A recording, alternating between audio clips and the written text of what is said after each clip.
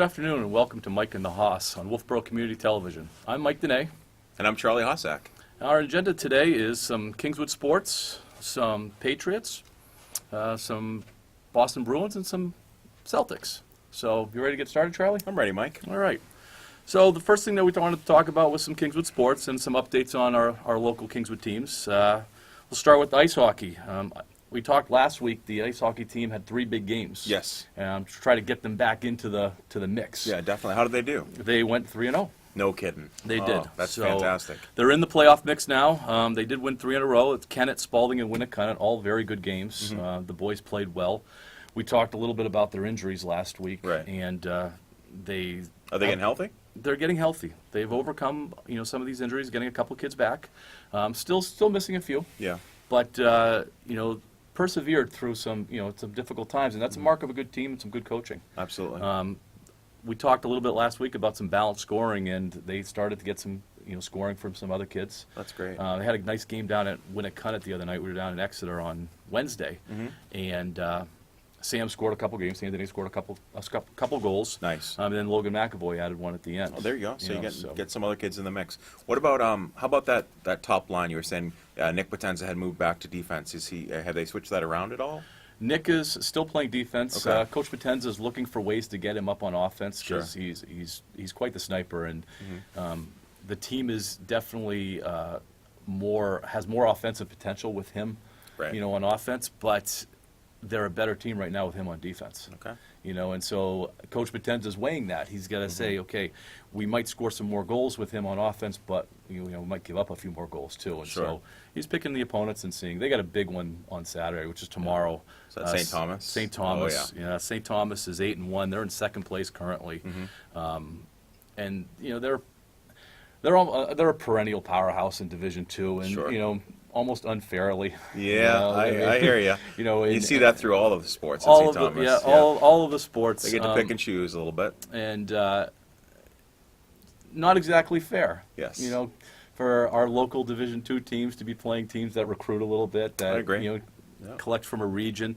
But it is what it is, and that's on the schedule. So they're tough. They lost to St. Thomas last year in the semifinals. I don't know if you remember that last year I in the do, semifinals when they made that run at the end. Maybe it's a good time for some revenge. Absolutely. I know the players are pretty excited about it because it's going to be a good test for them, and they're ready for a test. They want to see where they stack up against the best, Right. and this is going to give them a gauge as far as where they're going to be. Yeah, they'll get the gauge, and it's still relatively early enough in the season as they Halfway. and they're going to be able to see where they're at, and then hopefully continue on the right path. I like the fact that they're 3-0, and obviously, Mike, I don't coach hockey, but if you're 3-0 and you've got this line going, and you're seeing other kids scoring, and Potenza's playing defense, Coach Potenza might just have the right mix right now. You had mentioned Vitanzi last week in Yeah. goal. He had a really solid game against Winnicott. He made some really nice saves, kept him in the game until the offense got going. And but that's what it takes. A good team has to be more than 3 or 4 kids. It Sure. has to be, in hockey you need 11 or 12 kids that can contribute, and Right. they're starting to get that, contribution. Yeah. Contribution from the other players. other So it's a good thing. But St. Thomas is going to be a good test, and I don't think it's all going to be about winning against St. Thomas right now. I think it's going to be, can they compete? Right. Can they compete with the top? And so they can build on that, see what they need to work on, and then maybe put it together for a playoff run again. Sure. Yeah. Yeah, that sounds good. The ladies, I had the opportunity to, girls hockey, make the trip up to your hometown. I went up to Berlin. One of them. Yeah. Went up to Berlin, and I got to see some really good hockey. And Berlin's definitely a powerhouse as far as girls hockey goes. But one of the things, the Kingswood girls came out very flat in the first period. They were hit by some sickness, so they really only had 2 lines, 10, 11 kids. That's all that they had. So first period, completely flat, kind of overwhelmed. The Berlin girls were very good. And what was most impressive for me to watch with Berlin is just the way they passed the puck, which was great. So it was a tough first period. Went into the break and then came out second period, and the Kingswood girls looked like a totally different team. So whatever was said by Coach Landry in the locker room and the girls in the locker room totally changed things around. They started playing better defense. Yeah. We're still at a point where they don't have fantastic offense, but their defense is definitely being tested. Ella Savage, I had mentioned last week. She's doing a great job in goal. She's seeing an awful lot of shots each week, and she's keeping most of them out of the net. Abby Kelly continues, obviously, to impress. And you mentioned last week, Abby, you're still coaching her, and she's a great player. But it was nice to see that the girls were able to respond in the second and third periods after going down by quite a few, because you can feel defeated. That's a really good test for the girls team. Playing a team like Berlin, and Berlin, they feed those kids hockey for Sure. breakfast up there, Right. and it's just it's ingrained in the whole culture in Berlin, and so the kids that are playing hockey, it is really their number one sport up there. Right. And it means a lot to the whole town. It used to be, as a former Yes. hockey town, Sure. USA. So, going up there, for our Kingswood girls to go up there, and even though they didn't compete in the first period, to compete in the second and the third period Right. shows a lot, because the teams that they're going to play, they're not all going to be like Berlin. Right. They're not Right. going to have that. They're going to be a lot more like Kingswood teams Sure. than they are going to be the Berlin teams. And if they can learn how to compete against the Berlin teams, and we mentioned the Concords and the Bedfords and the Right. Hanovers last week, if they can learn how to compete against those teams, it's going to make them that much better. Absolutely. And, one of the conversations I had with one of the Berlin parents, she had, we just got chatting, and she said that the team, the girls that were out there, like 8 or 9 of those girls had been playing hockey together on the same team since they were 6 or 7 years old. And you could see that. So these girls had grown up together playing hockey, and the chemistry that those girls had was impressive, which kind of brings us back to what we had discussed last week, where a feeder program, and we're starting to, hopefully starting to see that now here at Kingswood. It helps. One of the girls on the Berlin team actually used to play for my summer club team. Okay. And so I know how much it means to them. Yeah. And she's, not the best kid on the team over there. And Sure. so there's that much depth up there. And we talked about depth last week, that especially at the girls program, Abby is a good skater, and they have a couple other good skaters on the team, but then it becomes a learning Sure. system for the other ones, Absolutely. and we need that feeder program. Definitely. And we have it in place. I hear a lot of excitement around Back Bay hockey about the girls. They're skating on Friday nights. Yep. Which is And, awesome. There are some girls in the pipeline. Mhm. Hopefully they go to Kingswood and Absolutely. want to play there. I want to play. And then, you mentioned Concord, so next big test is Saturday night, tomorrow night. We've got Concord at home, so hopefully we'll get some people out there to cheer on the Kingswood girls. Nice. Well, the boys are playing in the afternoon, so it'll be nice to be able to catch both games. Absolutely. Quick update on boys basketball. Coach Place, the boys team, sent me some information. They only had one game this week. They did lose to Co-Brown, but they had some great scoring from Ethan Arnold, who had 17 points, and Brogan Shannon had 9 with 5 rebounds. Wow. So we talked about their youth, and he's pretty excited about the future. And right now they're also playing with some injuries. Matt Place is still not back. He had a wrist injury. Right. So just like the other Kingswood sports, everybody's dealing with injuries and the middle of the season, and teams have to overcome that. And one of the issues that Kingswood sports has is depth. Yeah. And when they have injuries in the hockey team, the girls and the boys, and the basketball teams, we don't have necessarily depth to fill that in. You're right. You're And, right. where these bigger schools, these bigger programs, have JV teams Sure. that they're able to pull from. To pull especially from, in the yeah. hockey You team. bring them So- up. One thing you mentioned with injuries, I do want to give a shout out to Alex Drea, our athletic trainer. Yep. Talk about we're really blessed to be one of the few schools that have a full-time athletic trainer, and he is everywhere. Wonderful. And he's able to help our athletes get healthy and stay healthy, and working with them. So big shout out to him, because he does amazing things with all of our sports programs. And as a parent, you sleep a little bit better at night knowing that there's somebody there that knows what they're doing and is looking out for the safety of our kids. Absolutely. It is a nice thing. As far as the girls' team, I was able to catch some of the game against, I think it was Pelham last week, after our show last Sure. week. And what I saw in that game was they had a very strong first quarter, and then things fell off. And I spoke to Amanda Lepar, who's the captain of the team today, and she said that they've been playing well, but they can't finish. Okay. Which is exactly what I saw during the game. That Right. They come out, they're playing well, they're moving the ball around. and then they kind of fade as the game goes on, and that has to do with depth, like we talked about. Sure. That these other teams are able to rotate, Sub in and absolutely. 9, 10, and Yeah. we feel a difference when we start getting down deeper into our bench. They're younger kids that aren't necessarily ready Right. for prime time, and but she feels like they're getting better. Good. She feels like they're getting better, so it's going in the right direction.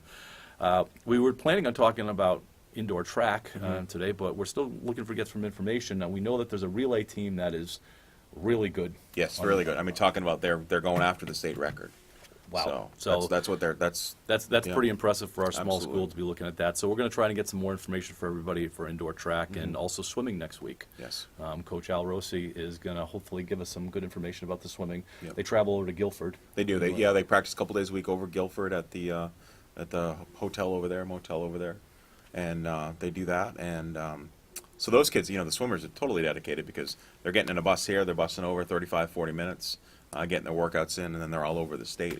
Al or Coach Rossi does the summer swimming programs also. Yes, and I know yeah. my kids went through the summer swimming programs. Yeah. He's a great guy. Yes. Great guy, and Yeah.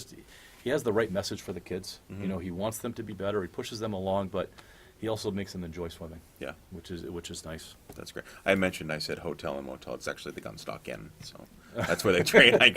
You missed it all. I miss, yeah. So that's where they swim. What about Patriots last week, Mike? We absolutely, at least in my household, were absolutely at the edge of our seat, excited, nervous, didn't know what was going to happen, and all of a sudden, the Patriots are going to the Super Bowl. I watched it with Sam Yeah. and my oldest boy, and it was just the two of us. Usually there's a whole bunch. My wife had to go upstairs; she couldn't handle it. Sure. It was yeah. too emotional. Yeah, my wife for her. went to bed, but she was watching it in there. I didn't know that. I'm like, how can you go to bed? But she was watching it. We're so lucky to ride this ride with the Patriots for the last 17 or 18 Oh, yeah. years, and on Sunday it was like they had never been there before. It meant everything. Yeah. But it also meant everything to the players. Yes. It was one of the best games I've ever seen. Just the fourth quarter alone, the back and forth. I thought at least on 4 plays that the Patriots had lost the game. Oh, I know. You know. I know. And how did you feel? Let's back up a little bit. How did you feel like after the first half? The first half, the Patriots dominated that first half. How I felt that I was nervous. It was only 14-0. Yeah. Yeah, and the pick in the end zone, and yeah. With the Kansas City offense, and we certainly talked a lot about that last week. 14 wasn't going to be enough. No. And you knew that it was going to be a dogfight coming down the stretch. I just didn't think it would be that much of a dogfight. Right. Yet. It was so back and forth, and the game hinged on several plays on both sides. Just the first touchdown that Mahomes threw that made it 14-7. Van Noy was up there, and he was so close to that ball. I Yeah. mean, it was almost a pick there. Yep. He fumbled it a couple times. Mahomes fumbled. We didn't recover it. I mean, there was just anything could have happened in that game. It was a really fun game to watch. It was. But- and I was at a point where I was prepared for this show to gloat because if you remember, Mike, I had picked the Pats to win by 14, and after the first half, I was like, I know this game inside and out, and I was getting really excited to come in here and say, see, I told you so, but I think you would be telling me, see, I told you so, because you said it was going to be a close game. I had picked the Patriots also. I just wasn't as confident. Right. The Kansas City team was awesome offensively. Yeah. And the concerning thing is that the Patriots played really well defensively against the Chargers in the first half, really well defensively against the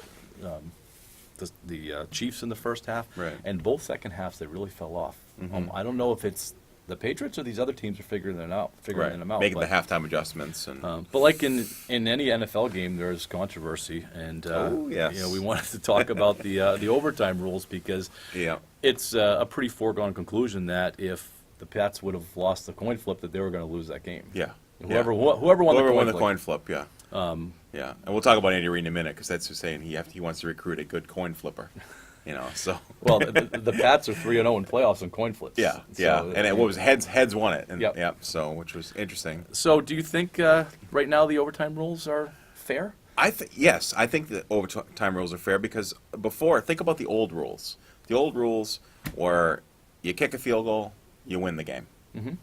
Now, you need to score a touchdown on your first drive. If you don't score a touchdown and you kick a field goal, the other team has the opportunity Yeah. to get the ball. So I think the overtime rules now are better than they've ever been. Because think about it, like just if you think just field positional and you lose your coin in the old rules, you lose the coin toss, you get the ball, maybe you get a decent return or no return at all. So back in the old days, maybe get it at the 20 or not the 25. A few plays, all of a sudden you got a good field goal kicker. You don't even have to go that far. You kick Right. your field goal, Right. you got to win. I mean, what are your thoughts? Well, some quick stats, and I was just reading Sure. around this week. Is Yeah. In the regular season, the team that won the coin flip won 52% of the games. That's 52%. 52%. That's pretty even. Yeah. In the playoffs, it's the winning team on the coin flip is 5-8. They've won 5 out of the 8 games. Wow. Okay. So if the Pats would have lost that game, it would be 50%. Perfect. Right. So just by those numbers, and as a math teacher, you kind of go by numbers. Sure. It's pretty fair. Yeah. 52% is, Yeah. you probably could go to the regular season as far as coin flips at the beginning of the game, and it's probably pretty close to 52% on who wins the game. Right. Right. So you can't argue numbers, No. and I think it is fair. But fan bases are going to be upset. Sure. Fan bases are going to be upset that Mahomes didn't get to touch the ball, Mm-hmm. just like the Pats fan base would be upset if Brady didn't get a chance to touch the ball. Absolutely. We just haven't had the chance to experience that No, because no. he's touched the ball every single time in the overtime. So we're Right. certainly blessed. Which is good. So I think as far as overtime rules, I think they're fine the way they are right now. The new rules. Andy Reid? Andy Reid doesn't agree with me. No. He's pretty upset about the overtime rules. I mentioned before the coin flip. One of his comments was, "Hey, we need to get someone who can win a coin flip." I mean, he was pretty fired up about overtime rules. Listen, I think Andy Reid is a phenomenal coach. Yep. I think Andy Reid once again got out-coached by the Patriots coaching staff, and part of that is his inability to game manage when the game is on the line. And one of those things happened right at absolutely Timeout. happened right at the end. Why would you not call a timeout? I mean, I think you could probably ask a Pop Warner coach if they would have called timeout, and they would have called timeout. The Kansas City defense was they're both hands on their knees, Gassed. absolutely gassed, Yeah. and all the Pats were doing was just running the ball up the middle because they saw that. Yep. The announcers, probably pretty much every Kansas City fan and Yeah. every New England fan Sure. were saying, "Why aren't they calling a timeout? They Right. have to. You can't take them with you." Yeah. So I think Andy Reid panicked. Yeah. I think he panicked there, or at least threw the towel in. Mm-hmm. Not quite as much as Belichick throwing his iPad though across. Yes. Yes. Yeah. Of course. So that was pretty enjoyable. Yeah. It's nice to see him show some emotion. I know. But again, when you said when the game's on the line, and I thought Andy Reid, he coached a pretty good game. Absolutely. Until the end. Until the end. You know, Until and yeah. One other thing he had mentioned on the offside penalty, Yeah. Yeah. that he wasn't warned. Do you think they should get warned if they're offsides? Mike, these guys are professional athletes, and I stand on the sidelines of high school games, and they don't warn the high school players if they're offside. If a receiver comes out, for example, in a high school game, a receiver will come out and we'll check with, on the offensive side of the ball, we'll check with the referee, am I on the line of scrimmage, and the referee will say yes or no. But as a defensive player, there are no warnings in football. If you line up in the neutral zone or offside, it's a penalty. If you're being paid $6 or $7 million to play, Yeah. a defensive line position, you should know where the line is if you're going to be offsides. You should, yeah. And they're professional athletes, and I don't think that they should be relying on the referees to help them out. No. And I don't think the referees are going to help them out at that level. Well, So- you see wide receivers often check to make sure that they're okay with the Absolutely. and then it's a quick Yeah. nod before the play, but the referee is not telling the wide receiver that they're offsides without them checking. Right. Absolutely. So, Yep. and I think that there is a difference Yeah. there because they're pretty far from that. But speaking of referees, New Orleans. Wow. So 2 penalties on that play, right? So you have pass interference, and then you have helmet to helmet contact, and you don't get a flag for either one. What? The most, even if it was a preseason game, it was the most obvious pass interference call that you could even imagine seeing. Yes. And it was the difference in the game. Now, there was many opportunities that the Saints could have won the game in other ways. Sure. But that obviously was a pivotal point. Mm-hmm. And if that call is made, they win the game. They take a knee 3 or 4 times. They run out the clock. They kick the field goal, and the game's over. Right. I just don't understand. If you look at like the All-22, there was a referee in front of the play. There was a referee in back of the play. There was a referee on side of the play. Right. Yet not one of them threw the flag. Right. It's hard to explain. Right. How that could be, and they really held on to the flags. Something so blatant, and I understand letting them play, just like in a basketball game. At the end, you let them play a little bit, but something so blatant as that, it's really hard, and it puts a little doubt in the NFL. It does. It does. In what they're looking for and What, how the teams are doing. I mean, all right, so looking at that, how does that get fixed? Obviously, that game's not going to get fixed. I feel for the people of New Orleans. You know, they put on their like road signs that they were robbed. You know, they signed petitions to replay the game. That's not going to happen. It's over. But what can we do, or not we, but what can be done for the NFL so this doesn't happen in the future?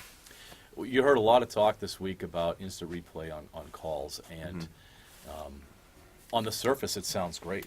Yeah. But what kind of circus would that turn into? Sure. Is that if you're having to replay every call, and then, there's a penalty just about on every play because it's football, it's contact. There's a little bit of grab, they're always there's a little holding. hold, Yeah, absolutely. And so, how are they going to regulate that? I do think they need to find something that will prevent this from happening again. Because if this happens too many times, the NFL will not be the same as it is. Right. Especially with the legalized betting that's coming and what's going to be at stake. Right. What's at stake now? New Orleans has lost a lot of money from not going to the Super Bowl. Absolutely. The team has lost a lot of money. The players have lost a lot of money. The media has lost a lot of money. Right. There's a lot of dominoes that fall when these things happen. And the NFL is being called into question about its integrity with a play like this. And so they're going to have to do something. How about Roger Goodell's silence? He hasn't said anything pertaining to this issue. What would he say? What would he say? I mean, I guess if I were in charge of the league, I think you would just have to admit that this was an incorrect call, a wrong call, and that he's going to do everything he can. I guess the only thing he could do is more training for the officials. Different. Let them go through different types of scenarios and put the emphasis back on the. I think the officials are phenomenal in the NFL. Obviously, they're NFL officials, but could they use some more training? Possibly, we all can use some more training in our fields to become better at what we do. But I just think if you are in charge of the league, especially if you're controversial, as Roger Goodell, and I think it would have been a good opportunity for him to at least say something publicly. You're not going to make the New Orleans fans happy. No. But is there anything more polarizing in the NFL than pass interference? No.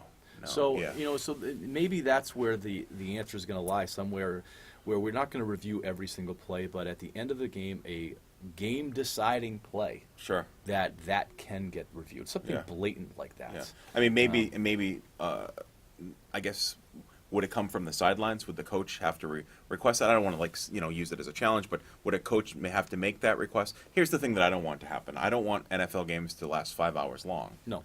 And I don't want it, to go to New York for everything, for them to review everything, because there's half the time I'm pulling my hair out saying, I just wish it was like the old days when they didn't have instant replay and let them play and allow the referees to make the decision. So I'm talking out of one side of my mouth, and the other side is saying, well, with a call like this, we probably should have done something. But I don't recall a worse non-call in a big game.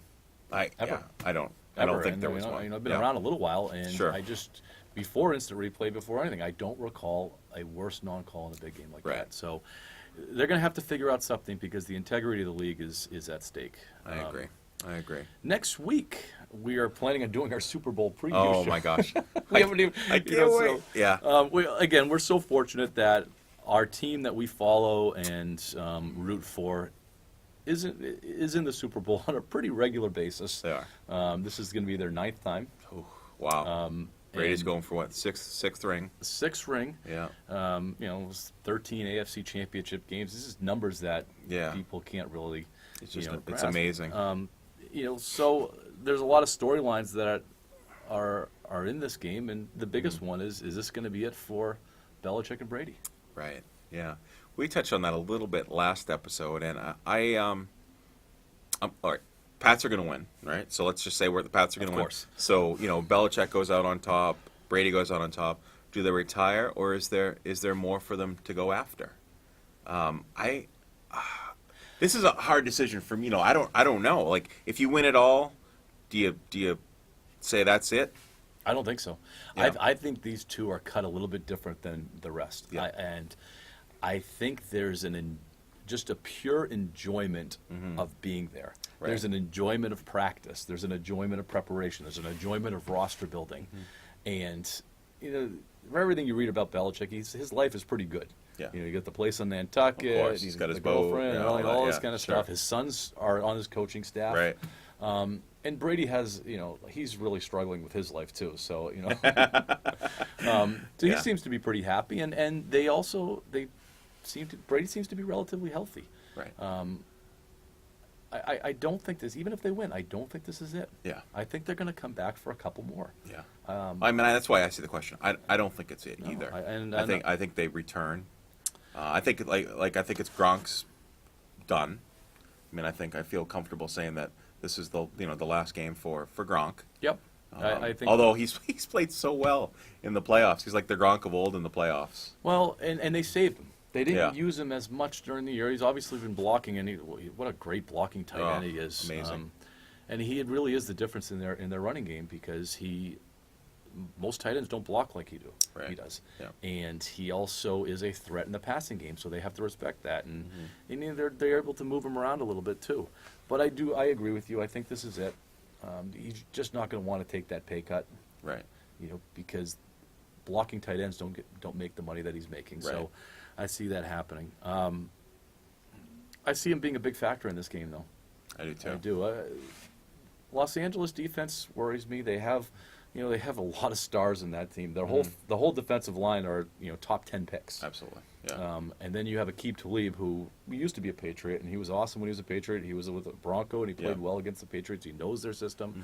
That's going to be difficult to deal with. What they don't seem to have are those linebackers. Right. And that's where I think Gronk is going to, Yeah. I think they're going to let him go.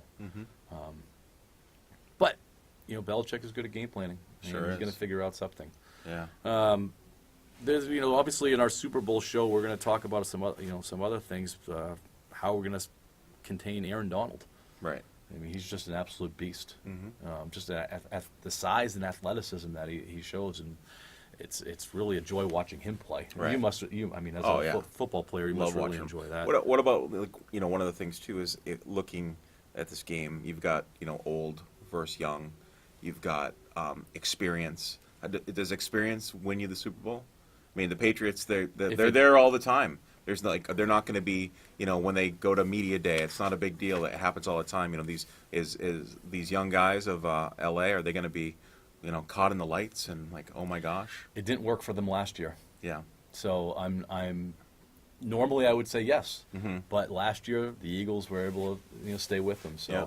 Good point. But, So we'll see. Yeah, we're going to have to talk a lot more about this next I week. can't wait. The Super Bowl preview is going to be awesome. So next week we're going to have our Super Bowl preview show, which we're going to spend most of the time in the Super Bowl, but we are going to talk about some Kingswood swimming, some track, update everybody on hockey and basketball.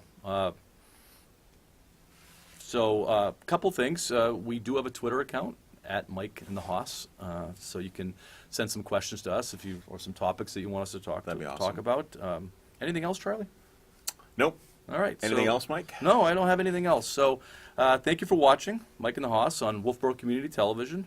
And we said you could tweet your questions to @Mike and the Hoss. And have a good night and go Knights. Knights.